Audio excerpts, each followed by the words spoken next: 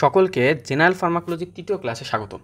তো এই ক্লাসে আমরা মূলত পড়াশোনা করব রুট অফ অ্যাডমিনিস্ট্রেশন সম্পর্কে। রুট অফ অ্যাডমিনিস্ট্রেশন বলতে বোঝায় যে আমরা যেই এজেন্টটা পেশেন্টকে দিতেছি এই এজেন্টটাকে কীভাবে ইন্ট্রোডিউস করব, কোথায় দিব, মুখে দিব নাকি ইন্ট্রামাসকুলারলি দিব, এই সব বিষয়গুলো। আচ্ছা, তো এই রুট অফ অ্যাডমিনিস্ট্রেশন আমাদের রুট অনেকগুলো আছে, বাট এই রুটকে আমরা মূলত তিনটা ভাগে ভাগ করতে পারি: লোকাল রুট, সিস্টেমিক রুট আর হচ্ছে ইনহেলেশন রুট। অনেকে ইনহেলেশনকে সিস্টেমিকের ভেতরে আলোচনা করে, বাট আমি যার থেকে ফার্মাকোলজি শিখছি উনি বলতো যে ইনহেলেশনকে সিস্টেমিকের মধ্যে আলোচনা করাটা উচিত না। তো এই জন্য আমি ইনহেলেশনটাকে সিস্টেমিকের বাইরেই রাখছি। বাট তোমার স্যার ম্যাডাম যদি ইনহেলেশনকে সিস্টেমিকের ভেতরে বলে, তুমিও তাহলে সিস্টেমিকের ভেতরেই বলবা। তো লোকাল রুট বলতে কি বোঝায়? লোকাল রুট বলতে বোঝায় লোকালি কোনো একটা প্রবলেমকে সলভ করার জন্য আমরা লোকালি যেই জিনিসটাকে ইউজ করি। মনে করো তোমার হাত, এই হচ্ছে তোমার হাত, তোমার হাতের কোনো একটা জায়গায় কোনো একটা ইনফেকশন হয়েছে, মনে করো যে এখানে একটা ফাঙ্গাল ইনফেকশন। এই ফাঙ্গাল ইনফেকশন ভালো করার জন্য আমি কী করলাম? এই ইনফেকশনের উপরে প্লাস এইটার একেবারে চারদিকে ক্লোজলি আমি অ্যান্টি ফাঙ্গাল কোনো একটা এজেন্ট, একটা লোশন আমি ইউজ করলাম। তাহলে এই যে লোকালি প্রবলেমটাকে সলভ করার জন্য লোকালি আমি যেটাকে ইউজ করলাম, এইটাই হচ্ছে আমার লোকাল রুট। এইখানে আমার কোনো সিস্টেমিক সার্কুলেশনে যাওয়ার প্রয়োজন পড়ে না।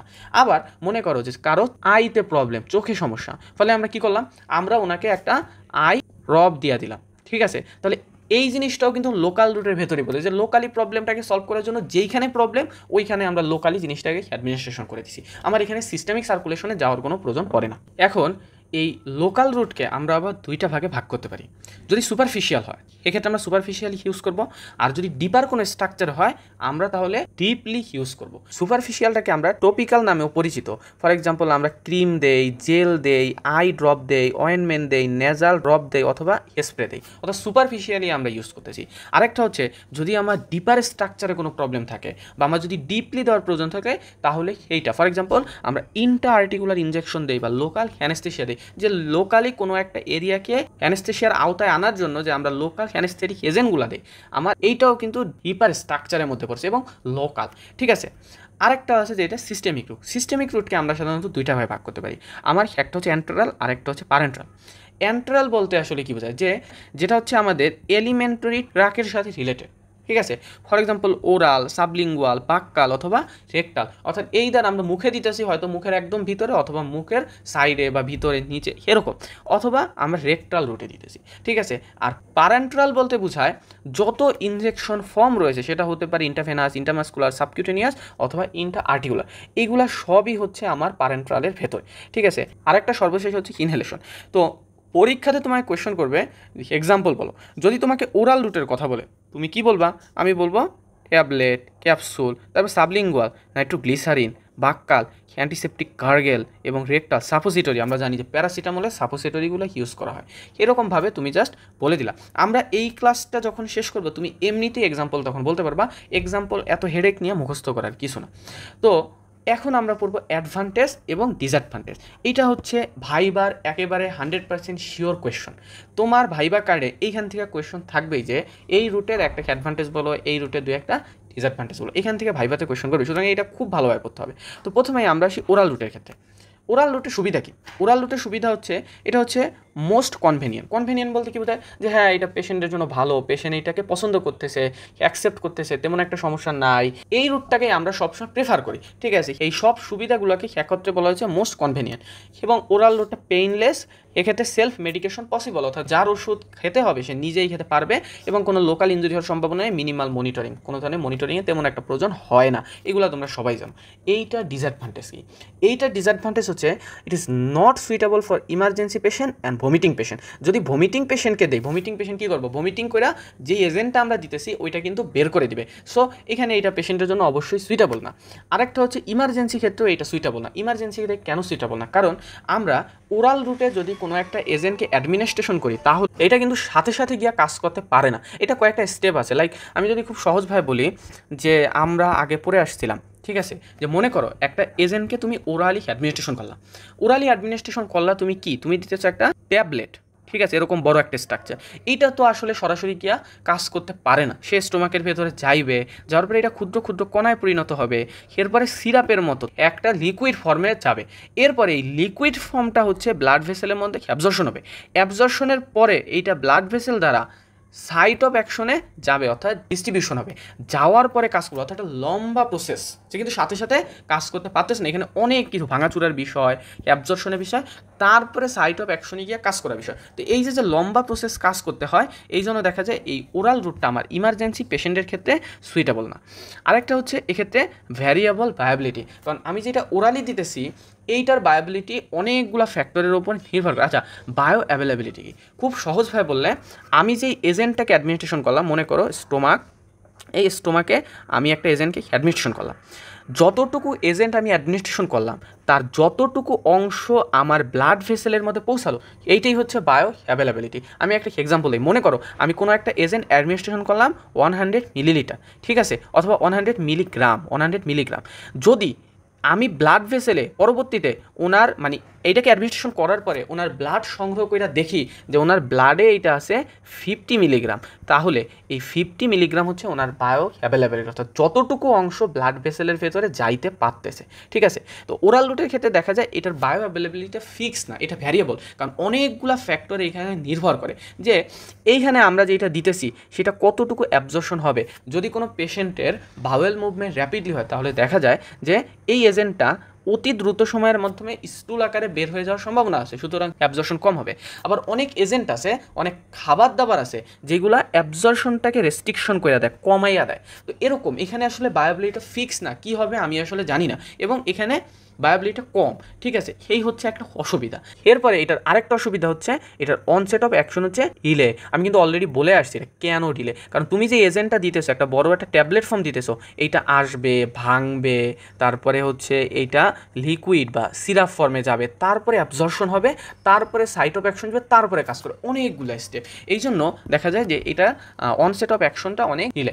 আরেকটা অসুবিধা হচ্ছে এখানে ফার্স্ট পাস হেপাটিক মেটাবলিজম হওয়ার সম্ভাবনা আছে। এখন প্রশ্ন হচ্ছে ফার্স্ট পাস হেপাটিক মেটাবলিজম কি? আচ্ছা, মেটাবলিজম কি? মেটাবলিজম আসলে কি হয়? আমরা বলছিলাম যে আমরা যে এজেন্টটা দেই প্রথমে সেটা অ্যাবজর্পশন হবে, ঠিক আছে। অ্যাবজর্পশন মানে কি? আমাদের এই স্টোমাক থেকে অথবা ইন্টেস্টাইন থেকে এটা ব্লাড ভেসেলের ভেতরে আসবে, আসার পরে সেটা কি হবে, ব্লাড ভেসেলের ভেতর দ্বারা ছড়াবে, আমার বডিতে ছড়াবে, মেইনলি আমার সাইট অফ অ্যাকশনে যাবে, এটাকে বলা হইতেছে ডিস্ট্রিবিউশন। এই ডিস্ট্রিবিউশনে যাওয়ার পরে অর্থাৎ সাইট অফ অ্যাকশনে যাওয়ার পরে এইটা ওই ইনজুর এরিয়াকে ভালো করবে, অর্থাৎ এটা হচ্ছে মেকানিজম অফ অ্যাকশন, ওই জায়গাটাকে ভালো করলো, ভালো করার পরে সে লিভারে যাবে, মেটাবলিজম হবে, তারপর কিডনিতে যাবে, এক্সক্রিশন হবে, এটাই হচ্ছে নর্মাল প্রসেস, ঠিক আছে।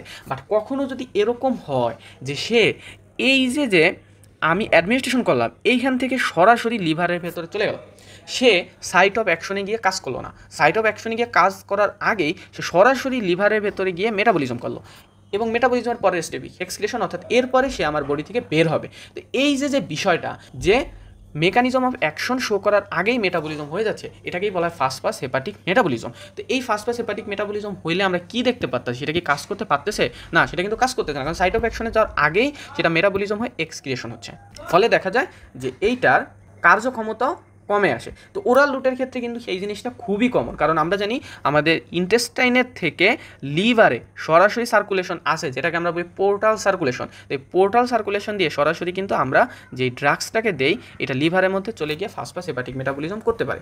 এই জন্যই বলা হয়েছে যে আমার ওরাল রুটের আরেকটা ডিসঅ্যাডভান্টেজ হচ্ছে এখানে ফার্স্ট পাস হেপাটিক মেটাবলিজম করতে পারে, যেহেতু এখানে পোর্টাল সার্কুলেশনটা আসে। এরপরে আসি আমরা ইন্টারভেনাস রুট। একটা জিনিস মনে রাখবা, ওরাল রুটের ক্ষেত্রে যেটা অ্যাডভান্টেজ, ইন্টারভেনাসের ক্ষেত্রে সেটা হচ্ছে ডিসঅ্যাডভান্টেজ, আর ওরাল রুটের ক্ষেত্রে যেটা ডিসঅ্যাডভান্টেজ, ইন্টারভেনাসের ক্ষেত্রে সেটা হচ্ছে অ্যাডভান্টেজ। এইভাবে যদি মনে রাখো, তোমার কাছে এগুলো মনে রাখাটা একটু সহজ হবে। তো এখন দেখো ইন্টারভেনাসের ক্ষেত্রে অ্যাডভান্টেজে কী বলছে, it is suitable for the emergency patient এবং ভমিটিং পেশেন্ট। খুবই স্বাভাবিক কথা, কারণ তুমি দিতেছো ইন্টারভেনাসলি, ইনজেকশন দিয়ে ভেইনের ভেতরে দিছো, সুতরাং পেশেন্ট যদি 100 বারও ভমিটিং করে তাহলে ওই এজেন্টটা তো বাইর হওয়ার কোনো সম্ভাবনা নেই, সুতরাং এটা ভমিটিং পেশেন্টের ক্ষেত্রে সুইটেবল, এবং ইমার্জেন্সি পেশেন্টের ক্ষেত্রেও দেওয়া যায়। কারণ তুমি যদি ওরালি দাও তাহলে অনেকগুলো স্টেপ পার করতে হয়েছিল, পার করে ব্লাড ভেসেলে গেছে, তারপরে কাজ করছে। কিন্তু তুমি যখন ইন্টারভেনাসলি দাও এটা সরাসরি ব্লাড ভেসেলে যাচ্ছে, আগের যত স্টেপ অর্থাৎ এই বড় স্ট্রাকচারটাকে ভাঙচুর করা, অ্যাবজর্পশন করা, এই সকল ঝামেলা আসলে নাই। এই জন্য এটা ইমার্জেন্সি পেশেন্টের ক্ষেত্রে সুইটেবল, তুমি দিবা, দেওয়ার সাথে সাথেই প্রায় কাজ করবে। এবং এক্ষেত্রে বায়োবিলিটি 100%। আমি কি বললাম, বায়ো অ্যাভেলেবিলিটিকে তুমি যতটুকু অ্যাডমিনিস্ট্রেশন করতেছো তার যতটুকু অংশ ব্লাড ভেসেলের মধ্যে পৌঁছাচ্ছে, এইটাই বায়ো অ্যাভেলেবিলিটি। তাহলে তুমি ইন্ট্রাভেনাসলি কোথায় দিতেছো? ব্লাড ভেসেলের ভিতরেই দিতেছো, অর্থাৎ তুমি 100 মিলিগ্রাম দিলে 100 মিলিগ্রামই এখানে আসবে, এই জন্য বলা হয়েছে এটার বায়ো অ্যাভেলেবিলিটি 100%, ঠিক আছে। এবং যেহেতু আমরা সরাসরি ব্লাড দিচ্ছি, সুতরাং এখানে র্যাপিড অনসেট অফ অ্যাকশন এবং ফাস্ট পাস হেপাটিক মেটাবলিজম হওয়ার কোনো সম্ভাবনা নাই, কারণ আমরা দিই সিস্টেমিক সার্কুলেশনে, পোর্টাল সার্কুলেশন না, সুতরাং এটা বাইপাস করবে ফাস্ট পাস হেপাটিক মেটাবলিজম। আর যদি ডিসঅ্যাডভান্টেজের ক্ষেত্রে আসি, যেইগুলো ওরালের ক্ষেত্রে অ্যাডভান্টেজ ছিল সেগুলোই হচ্ছে disadvantage. It is not convenient, পেশেন্টের জন্য এতটা সুইটেবল না, পেশেন্ট নিজেরটা নিজে পারে না, যে self medication is not possible, এবং IV cannula related adverse effect হতে পারে, ঠিক আছে, বারবার অ্যাডমিনিস্ট্রেশন করার জন্য। এরপরে আসো ইন্টামাস্কুলার এবং সাবকিউটেনিয়াস রুট। ইন্টামাস্কুলারলি বলতে কী বলতে, যে আমরা যেটা মাসেলে দিই, ঠিক আছে। আচ্ছা, এখানে আরেকটা কথা বলি, আমাদেরকে এক্সাম্পল জিজ্ঞাসা করবে অনেক ক্ষেত্রে। তো এক্সাম্পল বলতে গিয়ে আমরা এমন এমন নাম বলি যে মানে নামগুলো উচ্চারণ করতেও অনেক কষ্ট হয়, মুখস্থ করা তো আরও কষ্ট, ঠিক আছে। তো প্রথম কথা, তুমি জেনারেল ফার্মাকোলজি পড়তেছো, তুমি যখন এখন সিস্টেমিক ড্রাগের নাম বলতে চাও অবশ্যই কঠিন হবে, সুতরাং এক্সাম্পলগুলো সবসময় সহজলি বলবা। লাইক তোমাকে যদি বলে যে ওরালের এক্সাম্পল বলো, তোমার তো এইখানে ওই যে ক্লোরামফেনিকল, অ্যামোক্সিলিন, অ্যাম্পিসিলিন এগুলো মুখস্থ করার প্রয়োজন নাই, তুমি কি বলবা? প্যারাসিটামল, প্যারাসিটামল, ঠিক আছে। তোমার বাসায় তুমি দেখছো এইরকম যে যে ওষুধ আছে যেগুলো মুখে খায় তুমি সব বলতে পারো, তুমি বলতে পারো ওমিপ্রাজল, ওমিপ্রাজল, তুমি বলতে পারো প্যান্টোপ্রাজল, তুমি বলতে পারো অ্যান্টাসিড, ঠিক আছে। যদি ইন্টারভেনাসের কথা বলে আমরা কি বলতে পারি? যে স্যালাইন, স্যালাইন আমরা ইন্টারভেনাসলি দিই। অথবা এই যে ওমিপ্রাজলের কথা বলো, প্যারাসিটামলের কথা বলো, এইগুলাও কিন্তু ইন্টারভেনাসলি দেওয়া যায়, সুতরাং আমরা বললাম ওমিপ্রাজল। ওমিপ্রাজল কিসের জন্য খায় মানুষ? গ্যাসের সমস্যা হলে, তারা যদি গ্যাসের সমস্যা হয় এক্ষেত্রে খায়। এরপরে আসো যেটা আমরা বলতে চাইছিলাম যে ইন্টামাস্কুলার এবং সাবকিউটেনিয়া। তাহলে আমরা যদি প্রথমে এক্সাম্পল বলি, ইন্টামাস্কুলারের এক্সাম্পল কি? ভ্যাকসিন। আমরা যত ভ্যাকসিন আছে ম্যাক্সিমাম ভ্যাকসিনই আমরা ইন্টামাস্কুলারলি দিই, ঠিক আছে। আমরা সাবকিউটেনিয়াসের এক্সাম্পল বলতে চাই, এইখানে অ্যালওয়েজ ইনসুলিন বলবা, ইনসুলিন। তুমি যতক্ষণ ইনসুলিন না বলবা তোমাকে স্যার ম্যাডাম বলবে আর আর আর, কিন্তু প্রথমেই যদি ইনসুলিন বলে দাও তাহলে আর কোয়েশ্চনটা করবে না, ঠিক আছে। এখানে অবশ্যই ইনসুলিন বলবা, কারণ এটা প্রচুর ইউজ হয়, ঠিক আছে। তো এখন আসো যে ইন্টামাস্কুলারের সুবিধা কি। ইন্টামাস্কুলার একটা বড় সুবিধা হচ্ছে এটা র্যাপিড অনসেট অফ অ্যাকশন এবং প্রলং ডিউরেশন অফ অ্যাকশন। আরও দু একটা সুবিধা হচ্ছে যে এটা সিগনিফিক্যান্ট বায়োবিলিটি, এটা বায়োবিলিটিও ভালো, আমি যতটুকু দেই একটা মেজর পোর্শন ব্লাড ভেসেলের ভেতরে আসতে পারে, এবং বাইপাস করবে first pass hepatic metabolism. First pass hepatic মেটাবলিজমটা করছিল কে? এটা করছিল আমার ওরাল রুট।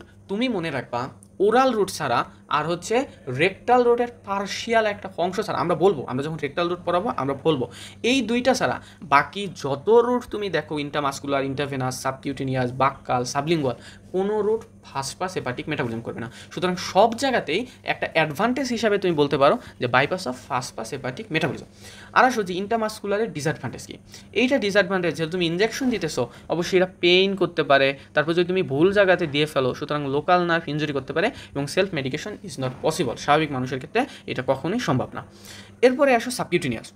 সাবকিউটেনিয়াসের সবথেকে বড় সুবিধা হচ্ছে এটা প্রলং ডিউরেশন অফ অ্যাকশন, এবং এই জন্যই আমরা ইনসুলিনকে সাবকিউটেনিয়াসলি দিই, যাতে এটা লম্বা সময় আমাকে একটা অ্যাকশন দেয়। তো এখন তোমার মধ্যে একটা কোয়েশন হতে পারে যে ভাইয়া এখানে প্রলং ডিউরেশন অফ অ্যাকশন হওয়ার কারণ কি? এটার কারণ হচ্ছে সাবকিউটেনিয়াস বলতে কি বোঝায়, স্কিনের নিচে যে আমাদের অ্যাডিপোস টিস্যু আছে, ফ্যাট আছে, আমরা এই জায়গাতে আছি, এই জায়গাতে দেখা যায় ব্লাড ভেসেলের সংখ্যা খুবই কম, এই জন্য দেখা যায় অ্যাবজর্পশনটা স্লোলি হয়, আলটিমেটলি একটা লম্বা সময় ধরে অ্যাবজর্পশন হয়, এই জন্য আমরা একটা প্রলং ডিউরেশন অফ অ্যাকশন পাই।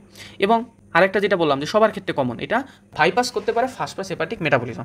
আর এখানে ডিসঅ্যাডভান্টেজ হচ্ছে এটা পেইনফুল, পেইন করতে পারে কখনো কখনো, এবং একটা দীর্ঘ সময় ইউজ করার জন্য ডিসকালারেশন অফ দ্য স্কিন করতে পারে। এইটা নিয়ে আমরা যখন ইনসুলিন পড়বো আমরা অনেক পড়বো, এটা নিয়ে অনেক আলোচনা আছে এবং খুবই গুরুত্বপূর্ণ।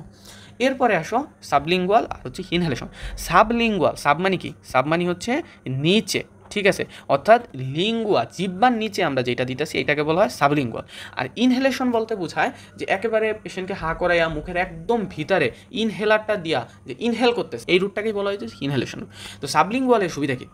এইটার সব থেকে বড় সুবিধা হচ্ছে rapid onset of action. Sublingual রুটে আমরা দেই হচ্ছে নাইট্রোগ্লিসারিন, ঠিক আছে, যেটা হচ্ছে আনস্টেবল অ্যানজাইনার ক্ষেত্রে দেয়, এবং দেখা যায় যে এইটা দিলে ম্যাজিকের মতো আসলে কাজ করে, ম্যাজিকের মতো পেইনটা কমে যায়, ঠিক আছে। এই জন্য এই যে র্যাপিড অনসেট অফ অ্যাকশন হচ্ছে, এই জন্যই আমরা নাইট্রোগ্লিসারিনকে সাবলিঙ্গুয়াল রুটে দিই, এবং এই র্যাপিড অনসেট অফ অ্যাকশনটি হচ্ছে তার অ্যাডভান্টেজ। আর সবার জন্য কমন যে সে ফাস্ট পাস হেপাটিক মেটাবলিজমকে বাইপাস করতে পারে। এই রুটের ডিসঅ্যাডভান্টেজ হচ্ছে ফাউল স্মেলিং যদি কোনো এজেন্ট হয় তাহলে এটা আমরা সাধারণত সাবলিঙ্গুয়াল রুটে দিতে পারি না। এবং ওয়াটার সোলাবলটা দেখা যায় অ্যাবজর্পশন হয় না, অ্যাবজর্পশন না হওয়ার জন্য আমরা ওয়াটার সোলাবলটাও এই রুটে দিতে পারি। ইনহেলেশনের সুবিধা হচ্ছে এটা র্যাপিড অনসেট অফ অ্যাকশন। সাধারণত ইনহেলেশন রুটে আমরা কী দেই, আমরা সালবিউটামল দিই, সালবিউটামল, সালমেটারল ইত্যাদি যা আছে। সাধারণত ব্রঙ্কিয়াল অ্যাজমার পেশেন্টদের ক্ষেত্রে, ব্রঙ্কিয়াল অ্যাজমার পেশেন্টদের মানে একেবারে চিপ কমপ্লেন কি, ব্রেথলেসনেস, শ্বাসকষ্ট, তখন এই সালবিউটামল আমরা ইনহেলার দিলে দেখা যায় ম্যাজিকের মতো কাজ করে, 1 মিনিটের মধ্যে বা 30 সেকেন্ডের মধ্যে পেশেন্ট একদম সুস্থ। এই হচ্ছে সুবিধা, যেটা র্যাপিড অনসেট অফ অ্যাকশন আর সবার জন্য কমন, যেটা ফাস্ট পাস হেপাটিক মেটাবলিজমকে অ্যাভয়েড করতে পারে। আর এটা লেস অ্যাডভার্স ইফেক্ট। তুমি যদি সালবিউটামলকে মুখে খেতে দাও তাহলে দেখবা যে এইটা মাল্টিপল রিসেপ্টরকে বন্ধ করতে পারে। এই মাল্টিপল রিসেপ্টরকে বন্ধ করার জন্য তখন অ্যাডভার্স ইফেক্টের সংখ্যা অনেক বেশি। বাট আমরা ইনহেলেশনে দিলে এইটা জাস্ট ব্রঙ্কাসের উপরে কাজ করে, এবং ব্রঙ্কাসের উপরে কাজ করার জন্য তখন দেখা যায় অ্যাডভার্স ইফেক্ট কমে আসে। আর এটার ডিসঅ্যাডভান্টেজ হচ্ছে ইট is not suitable for unconscious patient. যে পেশেন্টের কনশিয়াসনেসই নাই তাকে তুমি ইনহেল করতে কীভাবে বলবা, সুতরাং তাদের জন্য সুইটেবল না। এবং এটার জন্য স্পেশাল অ্যাপারেটাসের প্রয়োজন হয়, লাইক ইনহেলারের প্রয়োজন হয়, এবং ভ্যারিয়েবল বায়োবিলিটিও ফিক্স না। এরপরে আসি রেকটাল রুট। এটা খুবই ইম্পর্টেন্ট, এটা সবার শেষে থাকলেও এইটা রিটেনের জন্য ইম্পর্টেন্ট। কীভাবে যেন রিটেনে এই কোয়েশনটা এসে পারে। তো এইটার সুবিধা কী? এইটার সুবিধা হচ্ছে it is suitable for unconscious patient, এবং ব্যাড স্মেলিং ড্রাগগুলোও এইখানে দেওয়া যায়। ঠিক আছে, পেশেন্ট কনসিয়াসনেস আছে নাকি নাই এটা তো আসলে রেকটাল রুটের সাথে কোনো নাই, তুমি চাইলেই রেকটাল রুটে দিতে পারবা। আরেকটা সুবিধা হচ্ছে এটা পার্শিয়ালি ফাস্ট পাস হেপাটিক মেটাবলিজমকে বাইপাস করতে পারে। এইটা নিয়ে কথা আছে, আমরা বলবো, তার আগে এটার ডিসঅ্যাডভান্টেজটা একটুখানি দেখে আসি। এইটার ডিসঅ্যাডভান্টেজ হচ্ছে আনপ্রিডিক্টেবল বায়োবিলিটি, অর্থাৎ রেকটাল রুটে আমরা যখন একটা এজেন্টকে অ্যাডমিনিস্ট্রেশন করি তখন এইখানে অ্যাবজর্পশনটা কী হবে সেটা অনেকগুলো ফ্যাক্টরের উপর নির্ভর করে। তার মধ্যে একটা হচ্ছে স্টুল, যে তার রেকটামের মধ্যে স্টুল আছে কিনা। যদি স্টুল থাকে তাহলে কিন্তু অ্যাবজর্পশন কমে আসবে। আবার তার যে অ্যাডমিনিস্ট্রেশন করা এটা কোথায় করছে, লোয়ার পোর্শনে করছে নাকি আপার পোর্শনে করছে। আপার পোর্শনে করলে অ্যাবজর্পশন একরকম হবে, লোয়ার পোর্শনে করলে অ্যাবজর্পশন একরকম। এই জন্য বলছে আনপ্রিডিক্টেবল বায়োবিলিটি, আসলে আমি জানি না কীভাবে হচ্ছে। ঠিক আছে, আর it is not suitable for diarrhoeal patient, এবং ইট ইজ এ ইমব্রেসিং প্রসেস, তোমরা নিজেরাই বুঝতে পারতেছো। এখন যেটা কথা ছিল যে এটা পার্শিয়ালি ফাস্ট পাস হেপাটিক মেটাবলিজমকে অ্যাভয়েড করতে পারে। কীভাবে করে এই জিনিসটা বোঝার জন্য আমরা এই ছবিটাকে একটুখানি দেখব। এইখানে আমরা দেখতে পাচ্ছি venous drainage of the rectum. তো আমরা যদি রেকটামকে 2টা ভাগে ভাগ করি, আমি মনে করলাম যে আমার উপরে আছে কি আপার 1/3, ঠিক আছে, আর নিচেরটা হচ্ছে লোয়ার 2/3, ঠিক আছে। আপার 1/3 ভেনাস ড্রেনেজ হচ্ছে by the superior rectal vein. এই সুপিরিয়র রেকটাল ভেইনটা হচ্ছে ইনফিরিয়র মেজেন্টিক ভেইন, এবং সাবসিকুয়েন্টলি পোর্টাল ভেইন হয়ে লিভারের মধ্যে যায়। এবং লিভারের মধ্যে গেলে কি হবে, অবশ্যই মেটাবলিজম হবে। মেটাবলিজম মানে কি, সে এখন এক্সক্রিয়েশন হবে, সে আর কাজ করবে না। ঠিক আছে, আর লোয়ার যে 2/3 আছে এইখানে আমার থাকে হচ্ছে ইনফেরিয়র রেকটাল ভেইন এবং মিডিয়াল রেকটাল ভেইন। এই দুইটা আবার যায় হচ্ছে ইন্টারনাল আইলিয়াক ভেইনে। ইন্টারনাল আইলিয়াক ভেইনটা যায় হচ্ছে সিস্টেমিক ভেইনে, সিস্টেমিক সার্কুলেশনে যায়, সিস্টেমিক সার্কুলেশন। আর সিস্টেমিক সার্কুলেশনে যাওয়ার অর্থই হচ্ছে সে এখন কাজ করবে। ঠিক আছে, অর্থাৎ আমরা বলতে পারি যে আমরা তো বললাম যে পার্শিয়ালি অ্যাভয়েড করবে। আমরা যদি লোয়ার 2/3 দেই তখন সে সিস্টেমিক সার্কুলেশনে যাইতেছে, সে কোথায় যায় না, সে লিভারের মধ্যে যায় না, সুতরাং এই ক্ষেত্রে অ্যাভয়েড করবে। কিন্তু যদি আমরা আপার 1/3 দিয়ে যাই তাহলে কিন্তু লিভারে গিয়ে ফাস্ট পাস হেপাটিক মেটাবলিজম করবে। এই কথাটাই দেখো এখানে বলা আছে, তুমি যদি আপার 1/3 দাও তখন এটা ফাস্ট পাস হেপাটিক মেটাবলিজম করবে। কী জন্য? কারণ এক্ষেত্রে superior rectal vein, inferior mesenteric vein, portal vein ultimately লিভারে গিয়ে মেটাবলিজম হইতেছে। আর তুমি যদি মিডল বা ইনফিরিয়র রেকটাল ভেইনে দাও তখন এটি ইন্টারনাল আইলিয়াক ভেইন হয়ে সিস্টেমিক সার্কুলেশনে যাবে এবং ultimately fast pass hepatic metabolism কাজ করে। ঠিক আছে, আশা করি বিষয়টা বুঝতে পারছো। এরপরে একটা কোয়েশ্চন আছে, which one is the economical route. সবচেয়ে ইকোনমিক্যাল রুট কি? ইকোনমিক্যাল রুট হচ্ছে ওরাল। এই জন্যই আমরা ওরাল রুটে ম্যাক্সিমাম ড্রাগকে অ্যাডমিনিস্ট্রেশন করি। ঠিক আছে, এরপর রিটেনের একটা খুবই গুরুত্বপূর্ণ কোয়েশ্চন, যে কী কী রুট আছে যেটা ফাস্ট পাস হেপাটিক মেটাবলিজমকে অ্যাভয়েড করতে পারো। কী বলবা? যে except oral route, except oral route, oral route বাদে যা আছে সবাই করতে পারে। এবং রেকটাল রুটে, এবং রেকটালের কোনটা, রেকটালের লোয়ার 2/3 এইটাও অ্যাভয়েড করবে। ঠিক আছে, বাট আপার পার্শ্বে দিলে কিন্তু আবার ফাস্ট পাস হেপাটিক মেটাবলিজম করবে। আরেকটা কোয়েশন, যে ওরাল রুটে যদি অ্যাডমিনিস্ট্রেশন করতে হয় কী কী ক্রাইটেরিয়া ফলো করতে হবে? অবশ্যই এই এজেন্টটাকে হতে হবে লিপিড সোলাবল, কারণ লিপিড সোলাবল যদি না হয় তাহলে অ্যাবজর্পশনই হবে না। মনে করো এই হচ্ছে স্টোমাক, ইন্টেস্টাইন। ঠিক আছে, তুমি যে কোনো একটা ড্রাগ অ্যাডমিনিস্ট্রেশন করলা, ঠিক আছে, তাহলে আমার অ্যাবজর্পশন বলতে কী বোঝায়, ব্লাড ভেসেলের মধ্যে এন্ট্রি করবে যেই প্রসেসে।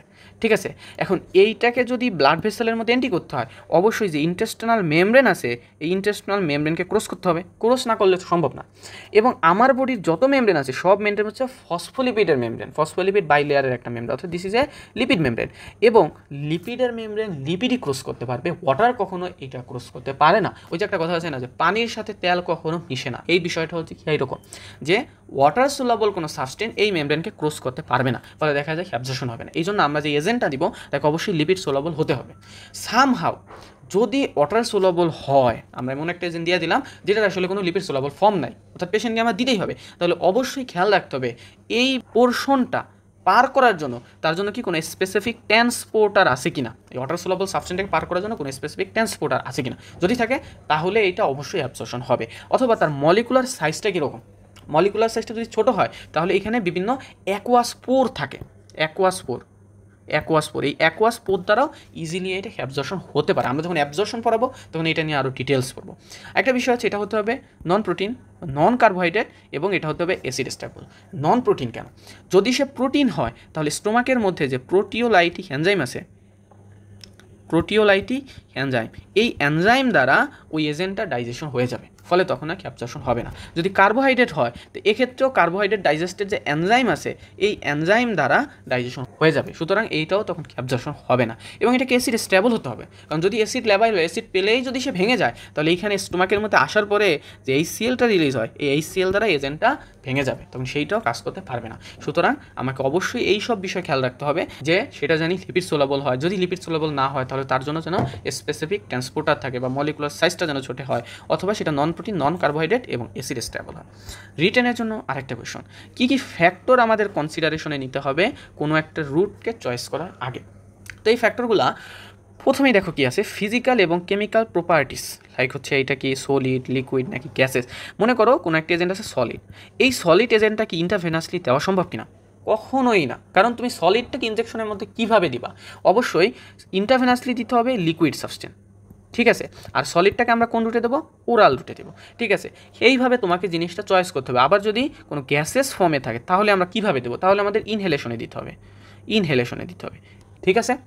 আবার দেখো সোলাবলিটি, অর্থাৎ সেটা কি ওয়াটার সোলাবল নাকি লিপিড সোলাবল। যদি লিপিড সোলাবল তাহলে কিন্তু আমরা ইজিলি এটাকে ওরাল রুটে দিতে পারি, বাট ওয়াটার সোলাবল যদি হয় তাহলে আমরা চয়েস করবো ইন্টারভেনাসলি দেওয়া যায় কিনা, কারণ ওয়াটার সোলাবল তো কি অ্যাবজর্পশন হওয়াটা কঠিন।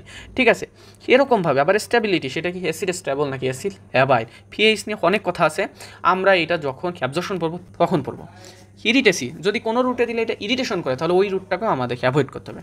সাইট অফ ডিজায়ার্ড অ্যাকশন, আমার অ্যাকশনটা কোথায় প্রয়োজন, আমার যদি কোনো লোকালি একটা প্রবলেম হয় এবং লোকালি অ্যাকশনের প্রয়োজন হয় তাহলে আমরা লোকালি দেবো, আর যদি আমার পুরো বডিতে মানে সিস্টেমিকের কোনো প্রয়োজন হয় তাহলে আমরা সিস্টেমিক রুটে দেবো। ঠিক আছে, rate and extent of absorption, কোন এজেন্টটা কোন রুটে অ্যাবজর্পশন ভালো হয়, লাইক সাবলিঙ্গুয়াল রুটে নাইট্রোগ্লিসারিনটা বেশি অ্যাবজর্পশন হয়, সুতরাং আমরা নাইট্রোগ্লিসারিন দেওয়ার ক্ষেত্রে সাবলিঙ্গুয়াল রুটটাকে বেশি চয়েস করব, আমরা এইভাবে বিষয়টা চয়েস করব।